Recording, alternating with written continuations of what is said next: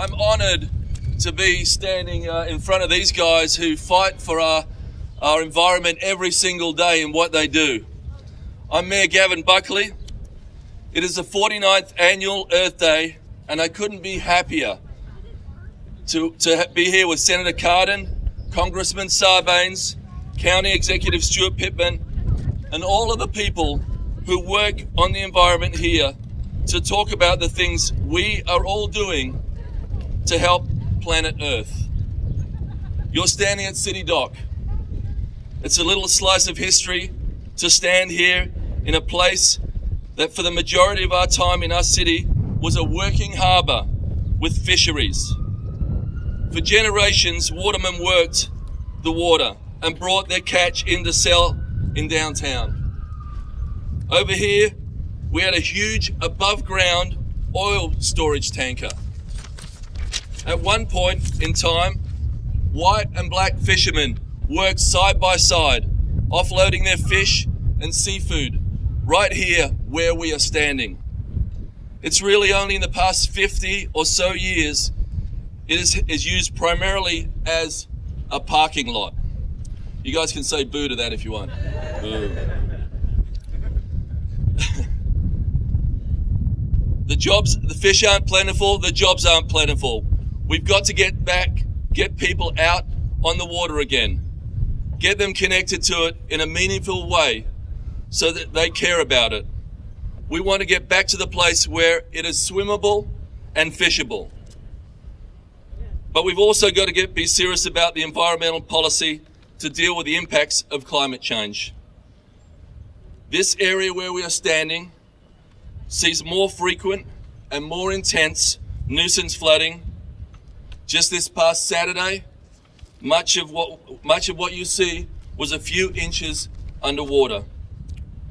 We've got a team here who can use the power of government to make the Chesapeake Bay and the environment priority one. So I'm going to introduce a guy that fights for us every single day in Washington, D.C. He fights a good fight. My friend, Senator Ben Cardin.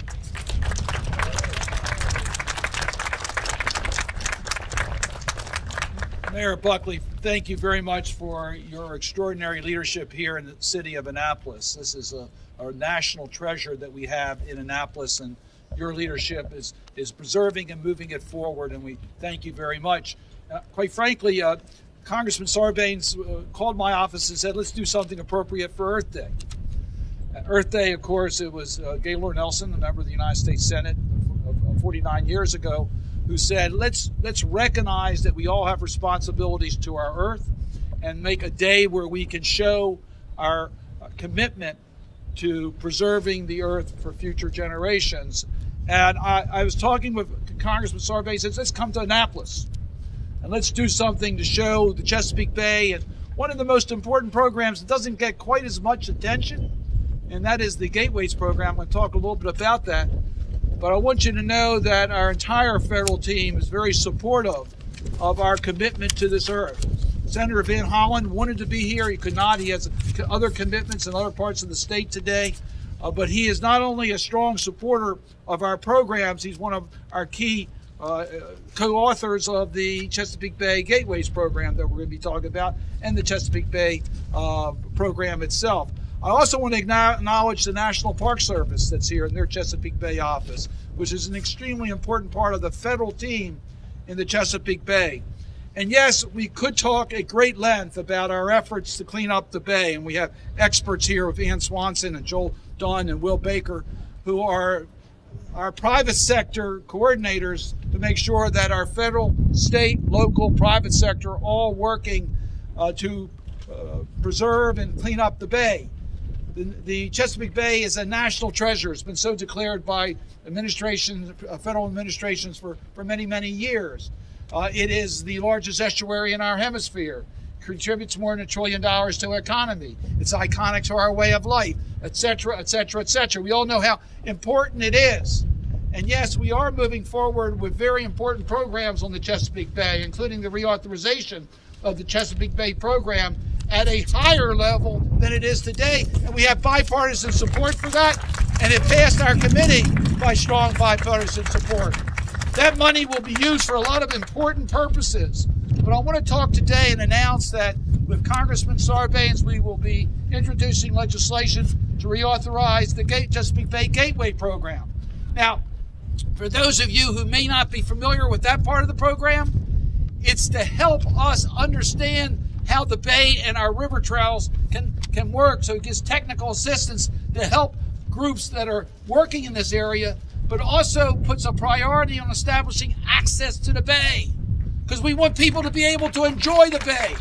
I saw the sailboats come by. Mayor Buckley, that was really well timed that you had all these sailboats come by to show us. Annapolis is a gateway to the Chesapeake Bay. This is a relatively small program in total dollars, $2 million a year we basically spend, but it's been used for over 300 programs since its inception about 20 years ago. And we want to make sure that this program continues. We have strong bipartisan support. We're going to get it done in this Congress, working together. And as I said to Will Baker, we have a tough graders here in the private sector on what we need to do with the bay. And the reason for that is that the bay is very, very fragile. It does require extraordinary attention. It's an amazing body of water, but it doesn't cleanse itself by itself as it used to. And more people want to live in this area. So we have to even do more to preserve it for the future. This group behind me are committed to making sure we do everything we can on Earth Day and every day to preserve the Chesapeake Bay and our environment for future generations. And the leader in the House of Representatives who believes no child should be left inside, that everyone should understand the responsibilities of the Chesapeake Bay, John Sarbanes. Thank you, Senator Cardin. Good afternoon, everybody. It's great to be here. Happy Earth Day.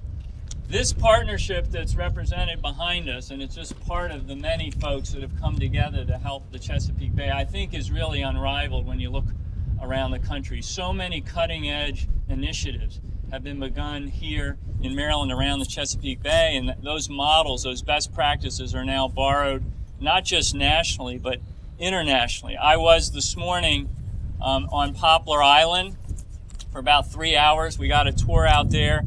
That, of course, is an engineering and environmental triumph when you look at who's come together there to make sure that we keep our channels so that they can handle this deep port traffic, but also take that dredge material and then provide for wetlands restoration, building habitats there at Poplar Island. It really says so much about what we've modeled here in the state of Maryland.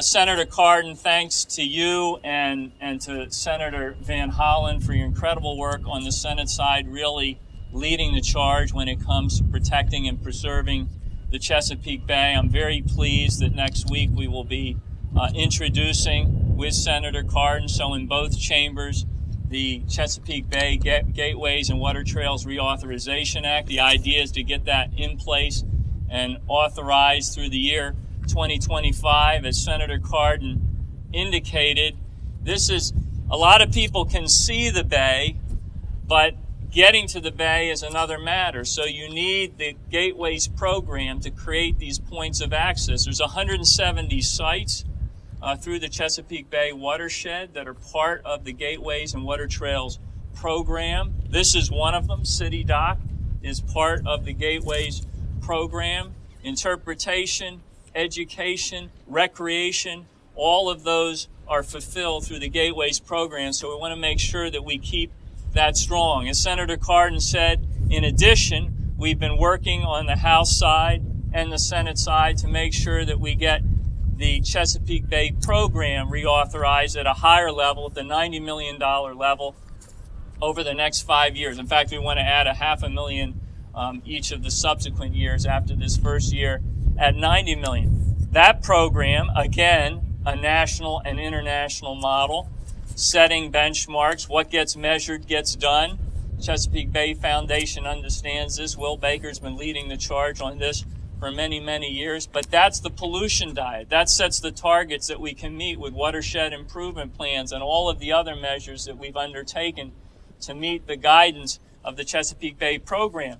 But making sure that the federal commitment to that stays strong is part of that alliance. And that's what we're dedicated to do with reauthorizing that program and trying to hit that higher level of funding. So we're energized. This is an incredible group. We're going to hear from them in a moment, but I just want to salute, as I did Will Baker, the Chesapeake Bay Foundation, Ann Swanson with the Chesapeake Bay Commission, Joel Dunn with the Chesapeake Bay Conservancy, one of many partners that keep our efforts to restore the Chesapeake Bay strong and on the leading edge. So I'm thrilled to be part of this partnership. As I say, we are setting the model for the country in terms of what happens here with the Chesapeake Bay. But I know also here with us today in the audience are many others who've been part of that effort. So I want to thank you, and I want to help you celebrate Earth Day by thanking you. We have a new county executive here in Anne Arundel County. Applause line for Stuart Pittman.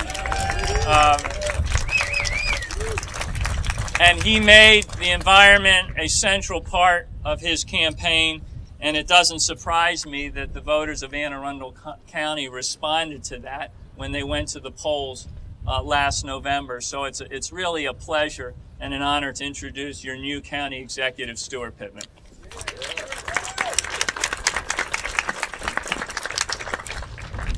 Happy Earth Day!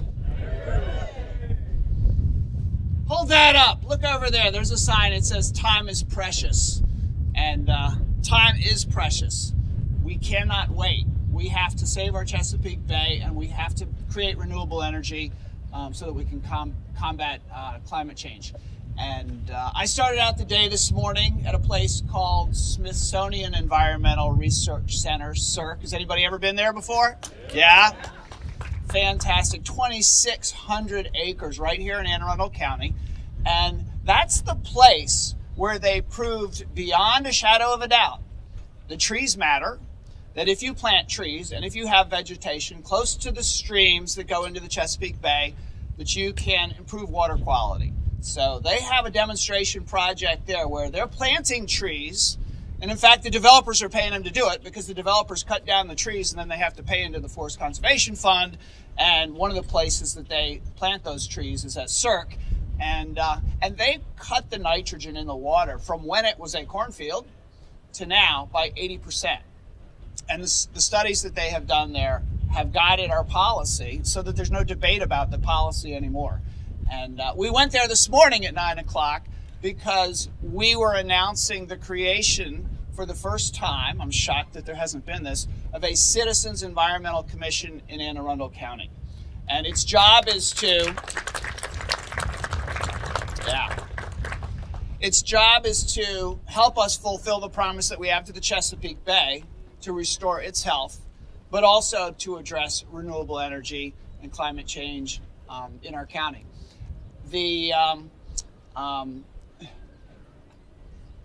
I want to recognize Lisa Rodvian, who's here from our county council. Let's just step on up and really wave because we've just gotten started. We've only been in for 4 months, but we did ban styrofoam thanks to Lisa's bill on the county council. We did not do it before the city of Annapolis. They're always a step ahead. But we did it just before the state of Maryland. So now we're all there. And I can proudly say that in the basement of the Arundel Center, where we all go down to get our food when we're in a hurry, there used to be styrofoam stacked this high. You couldn't buy anything there without getting it in styrofoam. Chris Trumbauer refused to go down there. And now he can go because they have already switched over. The rest of the restaurants will take a few months to do that. It's a great Earth Day. So many of us are doing good work in the state of Maryland and Anne Arundel County and the city of Annapolis, and our federal partners are on board as well. Maybe one in there is not, but we're fighting back against him, and it's wonderful that this Chesapeake Gateways program is going to be reauthorized because so many sites in Anne Arundel County are part of that. SERC is part of that. And I know a few sites that we're talking about working on that we may hear about later that could be excellent additions to the Chesapeake Gateway. So thank you all for coming. And I am passing it on to, it actually says Gavin Buckley again.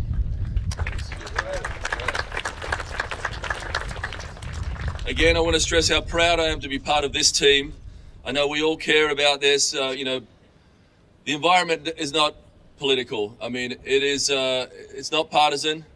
You know, we all want red or blue. We all want clean water and clean air and access. So I think it's amazing putting this group together. City Dock and this historic area where we're standing feels the real impact of recurrent nuisance flooding on a regular basis.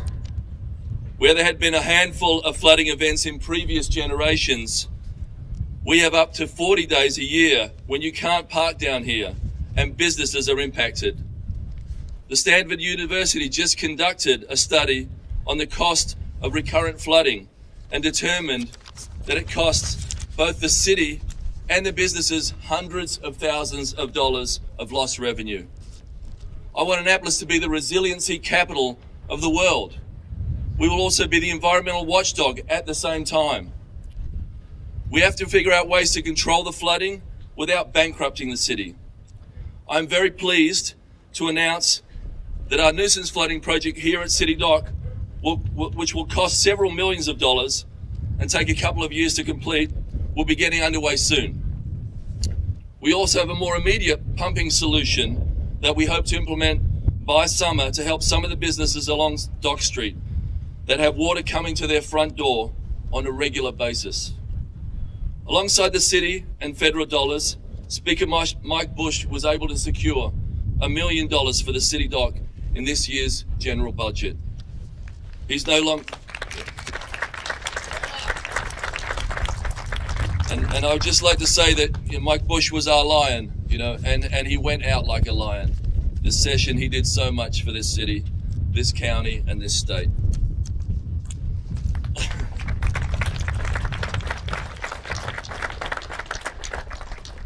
He is no longer with us, but his legacy for the environment lives on. My administration has made strong commitments to the environment. As part of our effort, we are realigning some of the positions at city government so that we can take an approach to the environment of oversight that encompasses all departments in city government. We have assembled a waterways cabinet of influential environmentalists and city employees to ensure that we are working towards environmental goals in all city work. Last year, we worked with the City Council to pass a styrofoam ban. Then the county followed us. Thanks, Stu. And in the recent General Assembly session, the state passed one too. Styrofoam never degrades. It breaks down into smaller and smaller pieces and pollutes waterways and stormwater systems. It is ingested by wildlife and passed on to us when we eat fish or swim. I'm glad the city, the county, and the state are all in agreement that we need to end the use of styrofoam. In the city, we also amended our Forest Conservation Act to make sure that trees are replanted and provide incentives to retain forest and mature trees wherever possible. We are working to be carbon neutral. We have upgraded city infrastructure for more energy efficient systems and upgrading LED lighting in garages, buildings, pump stations, and by August of this year, every street light in the city will operate on LED.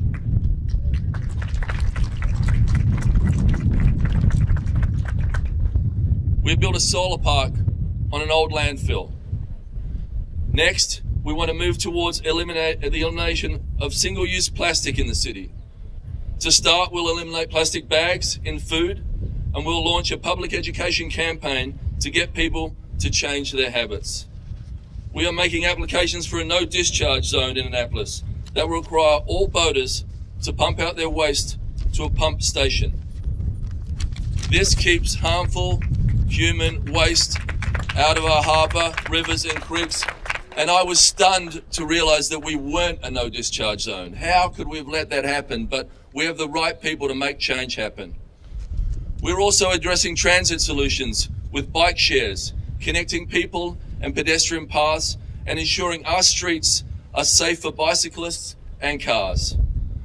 Cars are one of the leading sources of greenhouse gas emissions, according to the EPA, and we are encouraging people to make different transportation choices. Finally, Annapolis is taking all the thank you.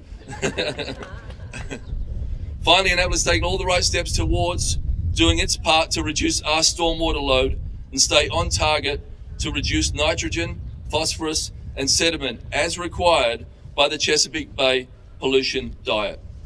We have adopted greater stormwater treatment standards than the country and the state requires. We are being proactive, but we can always do more. I urge residents to use their voice to urge the Annapolis City Council to pass these ordinances. And I'll get to that last page in a minute because it's windy out here. And be mindful to change their behavior and make improvements in order to help planet Earth day and every day. It will take all of us to turn this around. Mother Earth, Annapolis is with you. And with that, I'd like to do it. I'm sure you're a mother. Ann, are you? Another great mother, Ann Swanson. Thank you.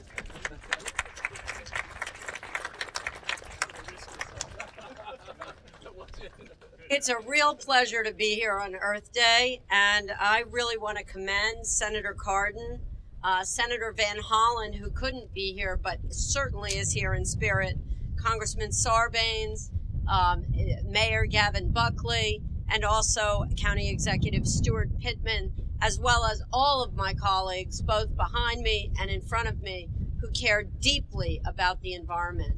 You know, when I see that sign, time is precious, to me, it's what you choose to do with your time each day, day in and day out, and whether you choose to weigh in, whether you choose one of those waking hours to actually express what is needed.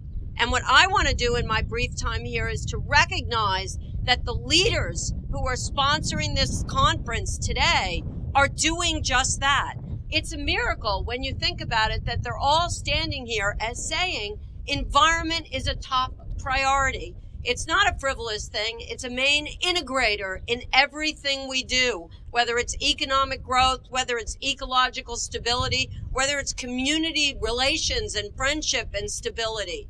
And these people are doing just that day in and day out at the federal level, making sure that the federal government delivers the goods and services and funding that we need to better protect our environment. In my short time today, I want to talk about two particular actions they are taking right now that deeply matter. I've been doing this for 35 years, maybe 36, on the Chesapeake Bay, so I know a lot of what has come down in Chesapeake Bay and what's important and what's not. Let's talk about the Gateways and Water Trails program. It's a program you don't know a lot about. But here's what you do know. You know that the Chesapeake Bay is not just about degradation. It's not just about pollution. It's not just about, sort of the trials and tribulations of balancing a population with an extraordinary estuary. What it's about is magic. The Chesapeake Bay is such an extraordinary resource that when you go out on it, you realize you could have paid $5,000 for some adventure cruise and be just as happy as you are right there on the Chesapeake Bay. It is one of the most productive estuaries in the world. And what the Gateways and Water Trail program does is it provides funding for interpretive signage. It helps all of these different visitation areas help us to understand the resource that we're seeing. It helps with technical assistance. It helps with new access points. And the Chesapeake Bay is largely privately owned. And so access can be really difficult. As a kayaker, I can tell you, you have to break the law to get in the water half the time. And so what I'm saying is this Gateways and Water Trail program, it's the integrator amongst all of us to really enjoy the Chesapeake Bay. And there is no other federal program that connects more people to the waters, to the rivers, than Gateways and Water Trails. Now, the second program I want to talk about is what these guys are doing to lift the Chesapeake Bay program funding. That funding is catalytic because what it does is it leverages at a 2-to-1, sometimes 3-to-1 ratio of other investments at the state and local level. So that funding deeply matters. And when they talk about increasing the funding to $90 million, They're talking about taking it from 73 to 90 million. That's a 23% increase. If they pull it off, which I hope will happen, and there's every reason for it to happen, it will mean extraordinary gains in our resources and very targeted investment of those resources. There is no other estuary on the planet that has the kind of data that we have. And what that means is we can target those investments in extremely cost-effective ways. And right now, the eyes of the nation and the eyes of the world are on the Chesapeake. It is the oldest restoration program in the country. It's the one that has a pollution diet that's due in 2025. We are under the gun to be successful, and this additional investment will help guarantee that. So I want all of you to realize that these people have made the investment of time a very precious thing, and they've put their precious time on the environment. I want to thank you all.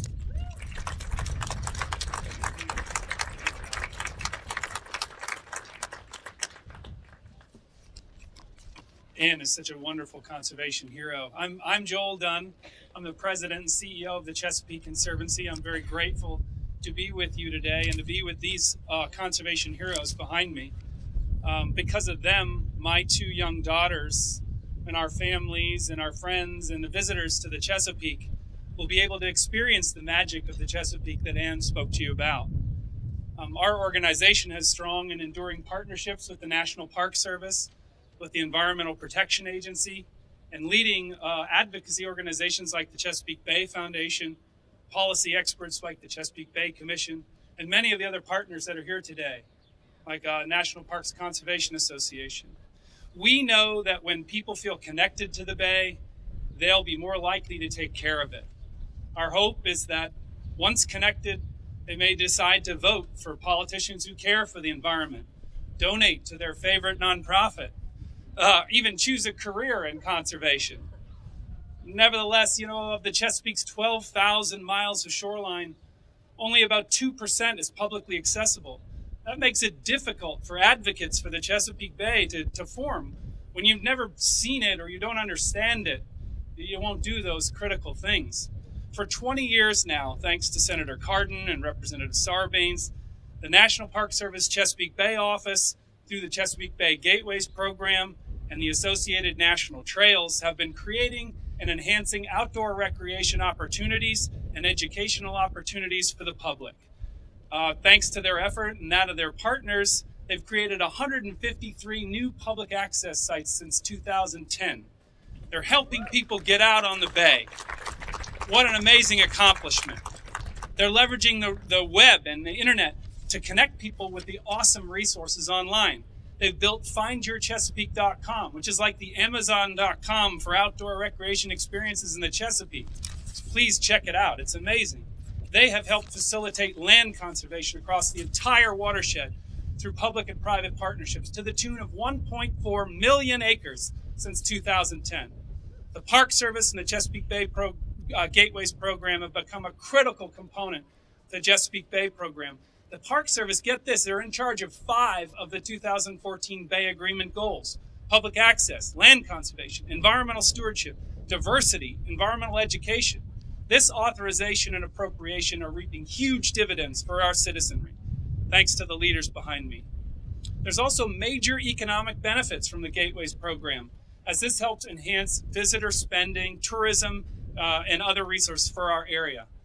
Last year, for the first time, the Federal Bureau of Economic Analysis released numbers detailing the economic power of outdoor recreation. Did you know it accounts for 2% of our gross domestic product here in the United States? That's impressive. That puts it on par with construction, agriculture, extraction, and it's growing at 3.8% per year. In Maryland, the Outdoor Industry Association found that outdoor recreation brought in $14 billion in 1 year, 100,000 jobs, $4.4 billion in wages and salaries, $951 million in state and local taxes. Think about that. So on this Earth Day, when you think about the environment, think about the economy too, because those two go hand in hand. Now, there's 18 million people that live here, and there's going to be an additional 4 million by 2050. So we've got to focus on protecting the Chesapeake Bay for today, but also for the future. So it's Earth Day. 49 years ago, Gaylord Nelson established this wonderful tradition. And I wish I could tell you that Rachel Carson, the author of Silent Spring, would, I wish I could tell her we have nothing to worry about. And our springs are as boisterous as ever. Or Aldo Leopold, the father of wildlife management, that the fierce green fire of our wildlife is not died out. Or I could tell Teddy Roosevelt, our nation's premier conservation president, that we've been appropriate stewards of our most glorious heritage. I can't say that. I can say that thanks to Senator Cardin, Representative Sarbanes, Mayor Buckley, Will Baker, Ann Swanson, and our new county executive, that we're making steady progress towards this goal. Now, I'm going to wrap up by saying this weekend, I was running up this hill with my wife. We're jogging in the woods, and it was hard. And I heard her say under her breath, she said, "I can do hard things." And we got to the top without stopping, and I was so proud of her and so impressed. And I thought about this environmental movement, and I thought, you know what? We can do hard things. We can do this. We can restore this bay. We just need to think big. We need to work together. We need to shift it into high gear. Thank you.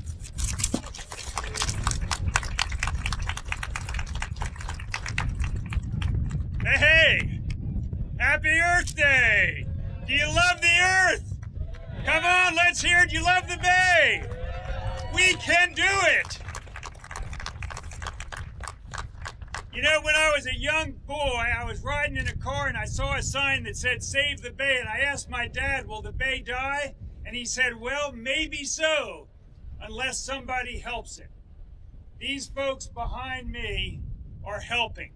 And they're part of a large movement across this state and this region that's unmatched anywhere in the world, and that's why we're seeing results. So Senator Cardin, Congressman Sarbanes, all of Team Maryland, remember Barbara Mikulski, Team Maryland, other elected officials and my colleagues, great job for Gateways and for the Bay. Giving people opportunities to experience the outdoors, to get outside, is absolutely critical to generating a constituency for the Bay. For over 50 years, my organization, the Chesapeake Bay Foundation, has put students and teachers on the water, in the field, in the marsh. This year, we're doing over 35,000 students and teachers just in 1 year. Think of it as an investment in the future of the Bay. So how's the Bay doing? The Chesapeake Clean Water Blueprint is working. I like Chesapeake Clean Water Blueprint rather than pollution diet, because nobody likes a diet, but a blueprint is just darn good, and that's what we have in terms of the effort to save the Bay. Bay grasses and water quality are improving, and the dead zone is getting smaller. When I started in 1976 at CBF, I never thought I would be able to say that. I thought we would hold the line, but now we, the cumulative we, the Bay is getting better. So, Senator Cardin said, but it's fragile, and boy, is it fragile. Just look what the record rains last year did to the system. It'll bounce back, but it took a hit. And climate change will require us to do much more. Look at this latest flyer from National Geographic, basically saying that climate change will disproportionately affect the Chesapeake Bay because of the fragility of the system. The administration, you know what administration I'm talking about? Must address climate change. If President Trump continues to deny that climate change even exists, the burden on the taxpayers of this country to save the Bay will be dramatically increased. So taxpayers, be forewarned. Climate change unaddressed will hit you in your pocketbooks hard. Now, two other things. We've made real progress here in Maryland this past session. The General Assembly took important steps to protect roots and reefs Roots and reefs. Roots, Maryland's forest resources, and reefs, of course, the oysters. We encourage Governor Hogan to sign both of these bills. If he does, he will ensure protection of Maryland forests and provide for science-driven management of the state's oyster population. Here on Chesapeake Bay, we're making history. Now it's time to finish the job. Thank you all very much.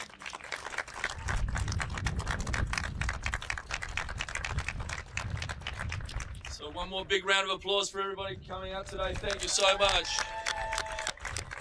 So remember, you can't fall in love with it. You can't be in love with it unless you can touch it and feel it. And these initiatives are about getting more people into the water so we can fight for it.